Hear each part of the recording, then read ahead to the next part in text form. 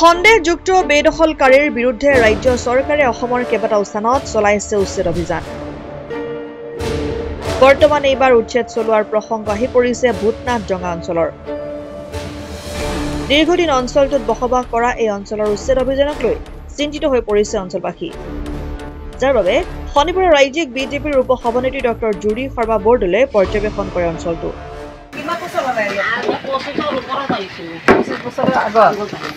ক'ৰ পৰা আহিছে আপুনি? আমি চেনিগুটিৰ পৰা। তাৰ আগত ক'ত আছিল? মোৰ জন্ম লাগছিল ইয়াত। হয় নেকি? হয়। আপোনাৰ মাহঁত নাই, মা দেউতা চব ঢুকাল। ক'ত আছিল আগত ঘৰ? লাখটকীয়াত। আপুনি বিয়া হৈ পেলাই লাখটকীয়াত আহিছিল? মই বিয়া হৈছোঁ নগাঁৱত। আৰু ইয়ালৈ অহা 25 বছৰ হ'ল। ইয়াত মই তাতে শিলকবিত আহি আছিলোঁ। পিছত মই ইয়াত আহিছিলোঁ। আপোনাৰ ল'ৰা ছোৱালী ইয়াৰ পৰাই বিয়া চিয়া দিছে? ল'ৰা ছোৱালী ইয়াত গোপীনাথ বিদ্যাপীঠত পঢ়িল, কামৰূপ একাডেমীত পঢ়িল, ছোৱালী পূব গুৱাহাটীত পঢ়িল, পিছত পৰ্বতীত পঢ়িল। সৰুৰ পৰা ডাঙৰ হৈ থাকে, বিয়া বাৰু কৰিলে। আপোনাৰ তাত নটিচ অহা নাই? চৰকাৰী নটিচ আহিছে নেকি? মই ইমান বছৰ থাকি চাওঁ নটিচখন, কেনেকুৱা নটিচ আহিছে। অঞ্চলটো পৰ্যবেক্ষণ কৰি তাত বসবাস কৰা লোকসকলৰ সৈতে মত বিনিময় কৰে ৰাজ্যিক বিজেপিৰ উপ সভানেত্ৰীগৰাকীয়ে। কি হ'ব কি নহ'ব আমি চিন্তাবিলাকতো চৰকাৰে কৰিব, কিন্তু আমি কথাবোৰ জানিব আহিছোঁ আচলতে কি হৈছে। চৰকাৰী মাটি বুলি নহয়, মাটি ম্যাদী মাটিও আছে, এটা চৰকাৰী ৰাস্তা আছে। এইটো যোনটো আমি খাৰা হৈছোঁ এইটো চৰকাৰী ৰাস্তা হয়, 216 নম্বৰ দাগ। এনেকা কৰি ৰাস্তাটো যে এনেকা কৰি আহিছে 301 এটা চৰকাৰী হয় দাগ মতে এইটো 216 নম্বৰ দাগ। আৰু মানুহ ইয়াতে বসতি কেতিয়াৰ পৰা কৰিছে? এতিয়া মানুহ ইয়াতে মানুহ 30 পৰা 35 বছৰ মানে হৈ গৈছে ইয়াতে বসতি কৰি আছে। আৰু গোটেই মাটিখিনি ম্যাদী, তাতে 2-এটা দাগৰ মাটি মানে চৰকাৰী মাটি আছে। তাতে আমাৰ ইয়াতে চৰজমিন তদন্ত কৰিছে, ৰাজহুৱা চক্ৰ বিষয়া আহিছে, আহি তদন্ত কৰি যি কেইঘৰ মানুহৰ পাইছে তাহাঁতক নটিচ দি গৈছে। আৰু বাকী ৰাস্তা মানুহ পালে নাই, 3 ঘৰ মানুহ আছে। গোটেই মাটিখিনি মাপি জুকি তাহাঁতে 3 কঠা না 4 কঠা মাটি মানে চৰকাৰী মাটি পাইছে, আৰু গোটেই মাটি ম্যাদী মাটি হয়। বাকী এইখিনিত যিখিনি মানুহ আছে সেইখিনি ম্যাদী হয়, ম্যাদী মাটি হয়। মালিকবোৰ ক'ত থাকে? মালিকগিলা ইয়াতে থাকে, যিখিনি মানুহ আছে চব মানুহ ইয়াতে থাকে। জোপতে বোলে 1 বিঘা 4 কঠা ওলাইছে বোলে চৰকাৰী মাটি 5 কঠা। 1 বিঘা 5 কঠা নথিপত্ৰবোৰ এতিয়া মানে মণ্ডলে চাইছে? মণ্ডলে চাইছে, চব জৰীপ কৰিছে। জৰীপ কৰি কেনে তেখেতে কৰিছে জৰীপ, তাহাঁতৰ চিটা বহি চহি লৈ আহিছিল, গোটেই তত্ত্ব মানে জৰীপ কৰিছে গোটেই এৰিয়াটো। 1 বিঘা সেইটো 40 মিটাৰ মানে পাইছে 1 বিঘা। 1 বিঘা মাটি দখল কৰি আছে। 1 বিঘা মাটি সেইটো সেইফালে আছে? সিফালে আছে, হয়। পুৰা পিটনি আছে তাৰ ওপৰত।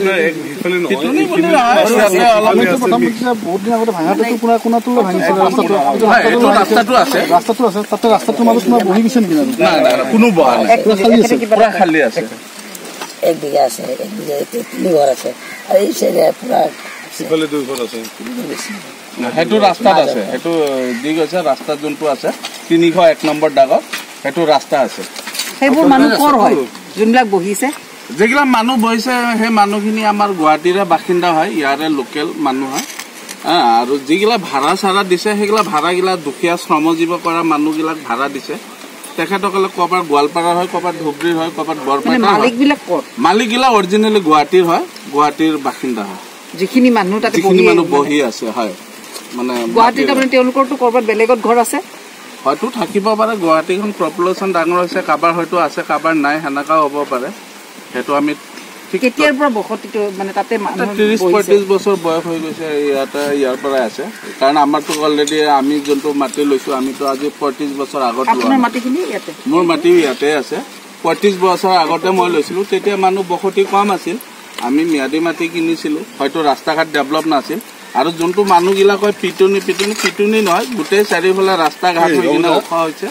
ওখ হোৱাৰ কাৰণে পানীটো জমি গৈছে, মানে ৰাস্তা ওলোৱাটো এনেকুৱা সুবিধা নাই। কাৰণ ৰাস্তা এটা অলৰেডি কাম চলি আছে। ৰাস্তা ঘাট হ'লে নালা নৰ্দমা হ'ব, তেতিয়া গোটেই ধুনীয়া হৈ যাব।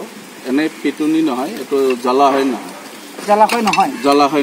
জ্বলা হয় হলে এইটো আপোনালোকে চাৰ্কুলত গোটেই তথ্য আছে এইটো যদি জ্বলা হয় তাতে ম্যাদী মাটি কেনেকুৱা হয় যাক মানে যোনখিনি মানুহ চৰকাৰী জাগাত বহি আছে নটিচ দি গৈছে নটিচবিলাক পাইছে যদিহে এই স্থানত চৰকাৰী মাটি কোনো লোকে দখল কৰি থৈছে তেতিয়াহ'লে চৰকাৰৰ এই কাৰ্যক পূৰ্ণ সমৰ্থন জনাব বুলিও ব্যক্ত কৰে অঞ্চলটোৰ ৰাইজে গোটেই আমাৰ চাৰ্কুল অফিচে নিজে জৰীপ কৰিছে নিজে চিটা বহি লৈ আহিছে 2-4 ঘৰ একদম 2-4 ঘৰ ৰাস্তাত আছে বাকি 3 ঘৰ মানুহ পাইছে 3 ঘৰ মানুহক দি গৈছে নটিচ দি গৈছে আৰু তেখেতসকলে অলৰেডি আমাৰ ইয়াৰে স্থানীয় মানুহ হয় খিলঞ্জীয়া মানুহ হয় তেখেতে বসুন্ধৰাত এপ্লাই কৰিছে যদি চৰকাৰে যদি দিব পাৰে যদি তাহাঁতৰ তথ্য অনুসাৰে বসুন্ধৰাত যদি এপ্লাই সেনেকুৱা প্ৰচেছ আছে তেনেহ'লে তেখেতসকলক দিব আৰু যদি চৰকাৰে যদি নাই সেইখিনি তেখেতক লাগে কিবা কামৰ কাৰণে তেখেতে চৰকাৰৰ সেইটো দায়িত্ব আৰু মত বিনিময় অনুষ্ঠানত অঞ্চলটোৰ লোকে ৰাজ্য চৰকাৰৰ উচ্ছেদ কাৰ্যক সম্পূৰ্ণৰূপে সমৰ্থন জনায় ইয়াতে কিছুমান মানুহ আহি পেলাই আমাক বাংলাদেশী সাজিছে আমাৰ মনত বহুত আঘাত পাইছোঁ আমি কাৰণ আমি ইয়াৰে মানুহ হয় আমি খিলঞ্জীয়া অসমীয়া মুছলিম মানুহ আমি মেডি মাটিত আছোঁ যিখিনি মানুহ চৰকাৰী মাটিত বহি আছে তেওঁলোকক উচ্ছেদ কৰাটো আমিও বিচাৰোঁ বসবাস কৰা আমাৰ ইয়াতে জন্ম হ'ল আমাৰ ল'ৰা ছোৱালী ইয়াতে ডাঙৰ হ'ল আমি নাতিপুতি ইয়াতেই পালোঁ ইয়াৰে মানুহ আমি কিন্তু যিখিনি মিয়াদাবাদী মাটি আছে সেইখিনি ইফালে আছে কিন্তু চৰকাৰী গম পালোঁ সেইদিনা আমাক চৰকাৰে যেতিয়া জুখি দিলে গম পালোঁ এইখিনি চৰকাৰী বুলি কেনে তো সেইখিনি চৰকাৰীটোতো উঠি যাবই লাগিব হেৰি কৰিলে লাগিলে আৰু চৰকাৰক কিন্তু এটা কথা আমি চৰকাৰৰ পৰাও একো হেৰিও পোৱা নাছিলোঁ হেমন্ত তালুকদাৰ বহুত দৌৰিছোঁ আমি কিন্তু তেখেতৰ লগত যে আমাৰ জেগাখিনি সুবিধা কোনোদিন কিন্তু ইয়াতে খাৰা নহ'ল কিন্তু তেখেতে কিন্তু কোনোদিন চাবও নাহিল যে মানুহখিনি কেনেকুৱা ধৰণত কেনেকুৱা আছে পৰ্যায়ত কিন্তু সেইখিনি মোৰ যদি আহিলেও হয় যদি অলপমান আমাৰ সুবিধাও হ'লে হয় যিয়ে নহওক আমাৰ এতিয়া চৰকাৰখন বিজেপি চৰকাৰখনে আমাক অকণমান সুবিধা দিছে নিদিয়াও নহয়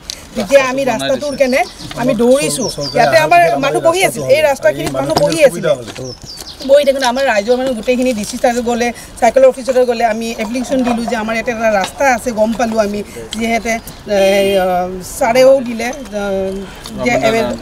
ৰাৱণালে কৰোঁতে পিছত আহিলে তাৰপিছত আমি যেতিয়া এপ্লাই কৰিলোঁ যে ৰাস্তাটো যে আছে যেতিয়া আমাক ৰাস্তাটো লাগিছিল যিখিনি মিয়াদী পাতা মানুহ আছে যে ৰাস্তাটো ওলাই আহিলে সিহঁতো মাটি পেলাই কিনে আমি ঘৰ বনাই কিনে থাকিব পাৰিম ভালকৈ পৰিৱেশ এটা ল'ব পাৰিম যাৰ যাৰ মিয়াদী আছে তাৰ যেতিয়া আমাক কি বুলি কয় চৰকাৰে যেতিয়া চাইন দিলে আমাক যিখিনি মানুহ আমাৰ বহি আছিলে ইয়াতে আমি সেইখিনি মানুহক আমি চৰকাৰৰ লগত যোগাযোগ কৰি আমি নিজে ভাবিয়া কৰি কিনে ঘৰ চৰ ভাঙি দিওঁ যে তোমালোকে উঠিব লাগে আমাক ৰাস্তাটো লাগে বিশেষকৈ কিয় আমাৰ ল'ৰা ছোৱালী আছে আজি আমি কালি মৰি যাওঁ আমাৰ ল'ৰা ছোৱালীবিলাকে এইকেইটা যুদ্ধ কৰিব নোৱাৰে এইবিলাকে সেই ৰাস্তাটো সেইটো কাৰণে আমাৰ বিজেপি চৰকাৰে ৰাস্তাটো ওলাই দিলে সেইটো বহুত ধন্যবাদ যে ৰাস্তাটো ওলাই দিয়াৰ কাৰণে এতিয়া যিখিনি মিয়াদী পাতা আছে সেইখিনি পৰিৱেশটো ভালটো হ'ব অলপমান ল'ৰা ছোৱালী ভাল পৰিৱেশত আহিব কিন্তু চৰকাৰখনৰ বহুত ধন্যবাদ যে আমাক সহায়খিনি কৰিছে বহুত অসুবিধা হৈছিলে এতিয়া এই ৰাস্তাটো আমাৰ ওলালে এতিয়া এম্বুলেঞ্চৰ টায়াৰ ব্ৰিগেড কি কোনো এটা ঘটনা হ'লে লগে লগে তাৰমানে আহি পায় আগতে যেতিয়া নহৈছিলে যেতিয়া আমাৰ এইটো ৰাস্তা আছিলে আমাৰ এই চেপাৰী বিল্ডিঙৰ চেপাৰী যাব লাগিলে এজন মানুহ লৈ যাবলৈও বহুত অসুবিধা আছিল আমাৰ চৰকাৰে অহাৰ পিছত যোনখিনি আমাক সুবিধা কৰি দিলে সেইখিনি বহুত বহুত ধন্যবাদ তাৰমানে এইখিনিত আপোনাৰ কি হ'ল এতিয়া নামঘৰৰ ৰাস্তা এইটো আছিলে এইটো নামঘৰৰ ৰাস্তাটো বন্ধ হৈ আছিলে আমাৰ চৰকাৰ আমাৰ ৰাইজ সকলো মানুহে মিলিছিল আমি ৰাস্তাটো ধুনীয়া কৰিছোঁ এতিয়া সকলো গাড়ী চাৰি যিমানখিনি বস্তু আছে ঘৰৰ ওচৰলৈ আহি পায় আগতে দূৰত ৰাখিব কিবা এটা বেমাৰ হ'লে কিবা এটা হ'লে আমাৰ বহুত অসুবিধা হৈছিলে আমি মানুহ লৈ যাব পৰা নাছিলোঁ এতিয়া যেতিয়া চৰকাৰে আমাক ৰাস্তাটো সুবিধা কৰি দিলে এতিয়া আমাৰ ধুনীয়া গোটেইখিনি কাম ভালে ভালে হৈ আছে আৰু আগলৈও আমাক সহায় কৰি থাকিব ৰাস্তাটো কৰি দি আছে লাহে লাহে লগতে ৰাজ্য চৰকাৰৰ মুখ্যমন্ত্ৰী ডক্টৰ হিমন্ত বিশ্ব শৰ্মাক প্ৰশংসা কৰে অঞ্চলবাসীয়ে আঁচনি পাইছোঁ আমি হেমন্ত ছাৰক বহুত বহুত ধন্যবাদ জনাওঁ আমাক ইয়াতে অৰুণোদয় সকলো মহিলাকে দিছে তেওঁলোকে পাই আছে আৰু যিটোৱে আমাৰ ৰাস্তা ঘাট হৈছে সেইকাৰণে বহুত বহুত ধন্যবাদ আমি জনাইছোঁ আৰু আগতে সেইটো আমাৰ সুবিধা নাছিল তদুপৰি চৰকাৰী মাটি দখল কৰা আইনীভাৱে দূষণীয় বুলিও ব্যক্ত কৰে স্থানীয় লোকে আগতে ক'ত আছিলে আগতে লাইনৰ মাটি দিছিলে লাইনৰ মাটি এটা কাৰ ম্যাদী মাটি কিনে লৈছোঁ শংকৰ দাস উকিল হয় উকিল নহয় তেখেতে ফ্ৰীডম ফাইটাৰ আছিল তেখেতৰ ল'ৰা উকিল হয় ল'ৰা উকিল এটা ইঞ্জিনিয়াৰ আছে ভূটনাথৰে বাসিন্দা তেখেতৰ পৰা লৈছিলে এখেতে লৈছে আমি লৈছিলোঁ অৰূপ মেধি তেখেতে উজান বজাৰ হয় ইয়াতে বেছিভাগ মানুহ প্ৰায়ভাগ মানুহ স্বাধীনতা সংগ্ৰামীয়ে আছিল আৰু এটা কথা ওলাইছিল যে এইখিনি কিবা দেৱালয় এইটো মিছা ডেভেলৰ মাটি নহয় ডেভেলৰ মাটি থাকিলেতো এইটো ডেভেলৰ এটা জৰীপে কৰিলে হয় ডেভেলৰ মাটি ইয়াতে নাই আমি জনামতে দেৱালৰ মাটি আমাৰ কামাখ্যা গেটৰ সিফালে আছে আমি সেইটো জানো আৰু দেৱালৰ মাটি আৰু সেইটোতো জানেই এই দেৱালৰ মাটি ল'লে এইটো দেৱালৰ জৰীপ হ'ব আমাৰতো এইটো গভৰ্ণমেণ্ট অসম গভৰ্ণমেণ্টৰ মাটি হয় আসাম গভৰ্ণমেণ্ট এইটো আমাৰ চাৰ্কুলত পৰে দেৱালৰটো আমি খাজানা হোল্ডিং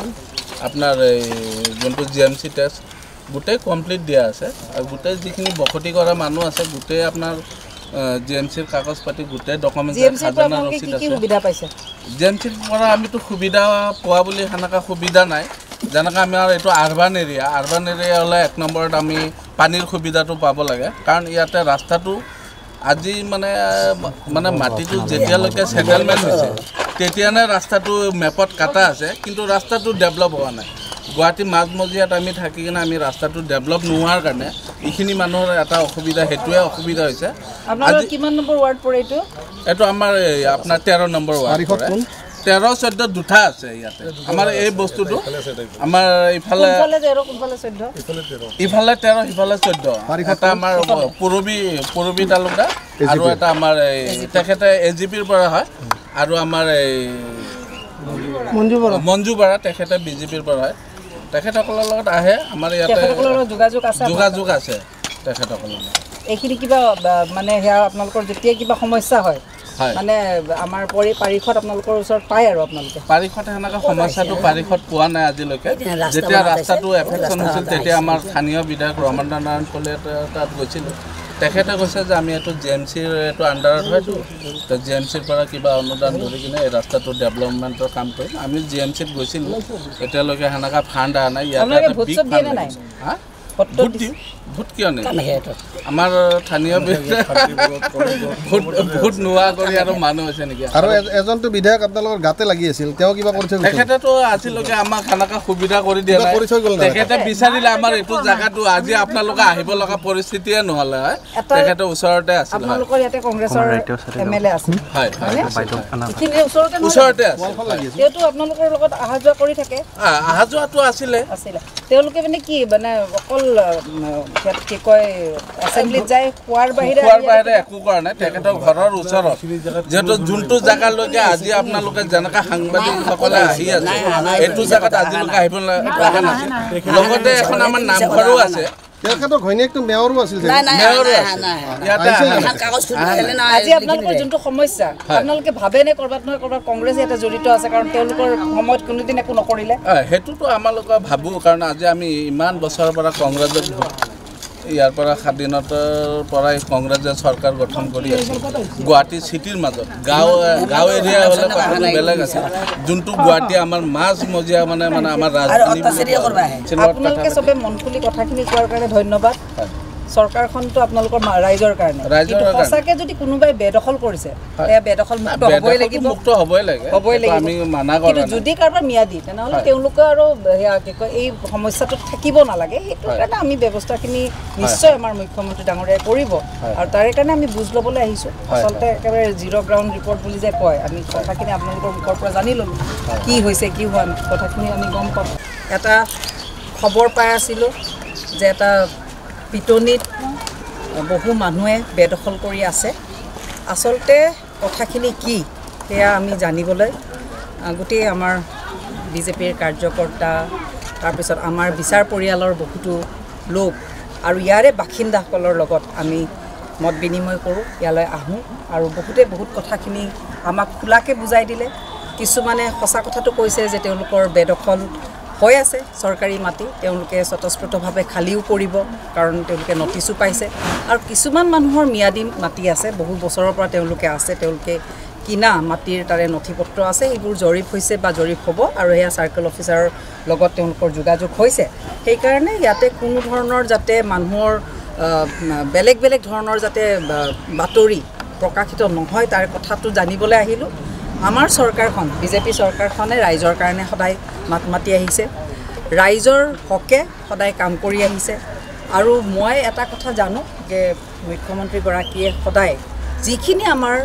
চৰকাৰী আৰু আমাৰ অসমৰ ভূমি সেই ভূমিখিনিত য'ত বেদখল হৈ আছে সেই বেদখল মুক্ত হ'বই লাগিব আৰু কৰি যাব আমাৰ মুখ্যমন্ত্ৰীগৰাকীয়ে কিন্তু যিখিনি মানুহ সঁচাকৈ মিয়াদী মাটিত আছে তেওঁলোকৰ ওপৰত যাতে কোনো ধৰণৰ অত্যাচাৰ বা তেওঁলোকৰ ওপৰত যাতে কোনো ধৰণৰ অন্যায় নহয় তাৰেও বিবেচনা নিশ্চিতভাৱে কৰিছে বা কৰিবই আৰু সেই কথাবোৰেই জানিবলৈ আহিছিলোঁ আৰু ইয়ালৈ জানি ইয়াৰে বাসিন্দাসকলকো মই ধন্যবাদ জনাওঁ আৰু আমাৰ বিচাৰ পৰিয়ালৰ পৰা অহা আটাইবোৰ ব্যক্তিক মই ধন্যবাদ জনাওঁ আৰু আমি কথাখিনি নিশ্চিতভাৱে বিবেচনা কৰি আৰু ক'ৰবাত যদি আমাৰ ওপৰ মহলাত কথাখিনি জনাব লাগে আমি নিশ্চিতভাৱে জনাম কথাবোৰ আৰু সত্য কথাটো সদায় ৰাইজৰ মাজলৈ আহিব লাগে আৰু সত্য কথাৰ কাৰণে বিজেপিৰ কাৰ্যকৰ্তা সদায় প্ৰস্তুত আৰু সত্যৰ কথাৰ কাৰণে আমি নিশ্চিতভাৱে ফিল্ডত যাব লাগিব মানুহৰ মাজত যাব লাগিব নিউজ চাই মোবাইল চাই সত্য কথা কোনেও গম নাপায় সেইকাৰণে মানুহৰ লগত মত বিনিময় কৰিবই লাগিব আমাৰ বিজেপিৰ এষাৰ কথা আছে সম্পৰ্ক আৰু সংবাদ এই দুটাই কৰিলেহে আচল কথা গম পায় আজি সম্পৰ্কও কৰিলোঁ আৰু আজি আমি অলপ সংবাদো কৰিলোঁ